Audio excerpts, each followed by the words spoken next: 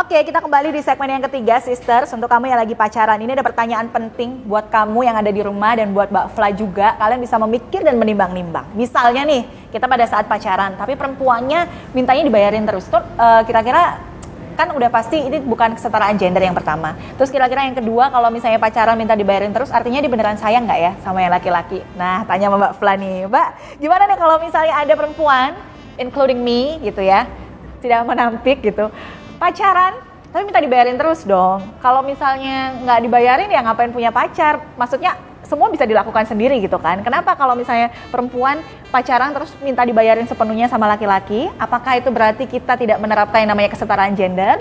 Kemudian pertanyaan yang kedua, apakah itu berarti kita nggak benar-benar sayang dengan pasangan kita? Oke.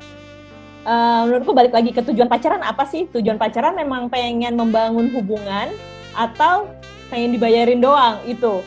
Kalau memang pengen dibayarin doang. Tujuan pacaran biar ada yang bayarin gitu kan. Iya, itu udah salah tujuannya menurutku ya. Jadinya kan perilakunya akhirnya gitu, minta dibayarin, minta dibeliin ini dan itu. Nah, dan itu kan punya resiko ya. Maksudnya misalnya laki-lakinya jadi, ya karena aku bayarin kamu terus, aku bisa dong marahin kamu, aku bisa dong. Karena laki-laki merasa give and take-nya tuh nggak seimbang, nggak equal gitu loh. Jadi itu juga sih. Jadi di awal pacaran kita harus melihat juga sebagai perempuan prinsip give and take gitu. Apa yang kita beri dan yang kita terima itu sama nggak sih sebenarnya? Misalnya nih kita dibayarin terus dan sebagainya, ya kita harus siap dengan resikonya gitu. Misalnya akhirnya dia bisa menekan kita karena dari segi finance kita memberatkan dia. Jadi kan nggak balance gitu.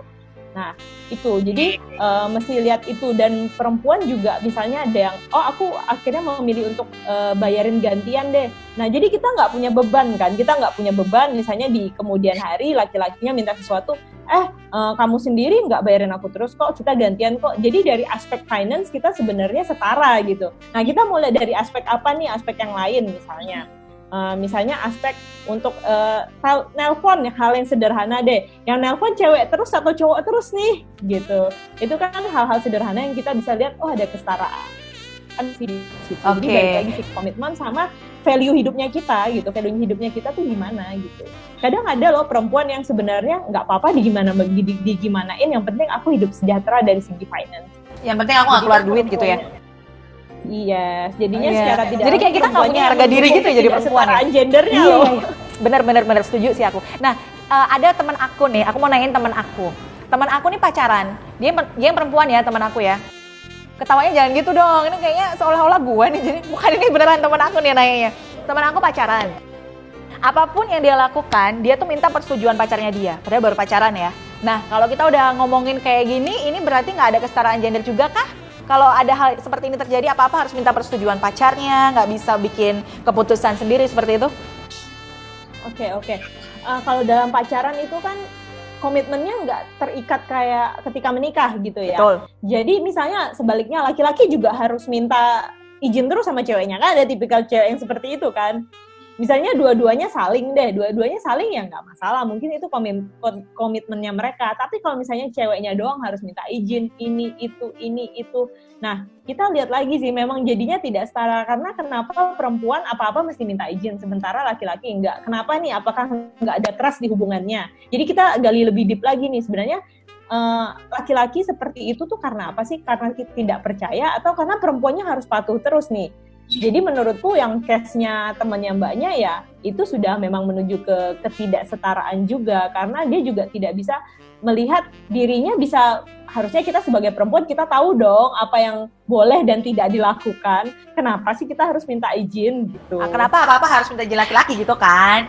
Nah, ini kalau misalnya ada kasus nih, ada orang yang baru PDKT, mau jadian. Untuk para sister yang ada di rumah, ini tipsnya, bagaimanakah cara membedakan ketika laki-laki itu sudah siap dengan kesetaraan gender? Jadi maksudnya kita juga punya hak yang sama seperti dia, atau laki-laki ini masih sangat konvensional sekali, masih berpikir bahwa wanita itu di bawah dia. Nah, ciri-cirinya gimana untuk kita bisa mengetahui bahwa laki-laki itu sudah siap untuk kesetaraan gender ini atau laki-laki ini masih konvensional? Oke, sebenarnya sebelum pacaran ya, ini sebelum pacaran. Ada trik yang paling Oke. Ini sebelum pacaran maksudnya untuk mengenai laki-laki ini. Oke.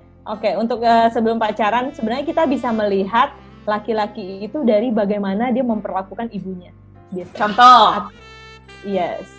Misalnya, kalau kita lihat laki-laki nih, yang misalnya dia memang memperlaku, misalnya di rumah, misalnya, ma tolong dong ini, ma tolong dong itu, kita juga udah bisa lihat, ya ampun, ibu sendiri aja, mama sendiri aja suka disuruh-suruh, gimana kita nanti? Gimana gue gitu kan?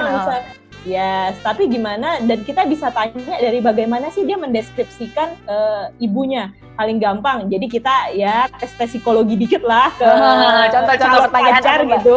Yes, kita lihat, kita nanya nih, menurut kamu, ibu kamu gimana sih? Menurut kamu, mama kamu orangnya gimana sih? Kalau dia bisa bilang, oh, mamaku tuh seorang yang hebat, perempuan tuh seperti ini, mamaku tuh banyak support keluarga dan sebagainya. Pokoknya pandangannya positif gitu. Nah, kita bisa lihat bahwa begitu juga lah dia akan memperlakukan kita, gitu. Tapi berbeda kalau dia bilang, mamaku tuh di rumah kuat banget, mamaku tuh yang ngasih aku uang, mamaku yang keluar duit apa-apa segala macam gitu, masuk nggak? Oh, berarti nanti kita yang bayarin dia gitu. Oke, baik. Ini seru banget. Nanti bagi lagi tipsnya ya. Kita mau break dulu. Kita akan kembali sesaat lagi Mbak Fla. Untuk para sisters jangan kemana-mana. Kita dikasih tips bagaimana caranya untuk membedakan laki-laki yang beneran bisa memahami tentang kesetaraan gender atau laki-laki yang hanya menganggap perempuan itu selalu di bawahnya mereka ya. Jadi jangan kemana-mana. Kita kembali sesaat lagi.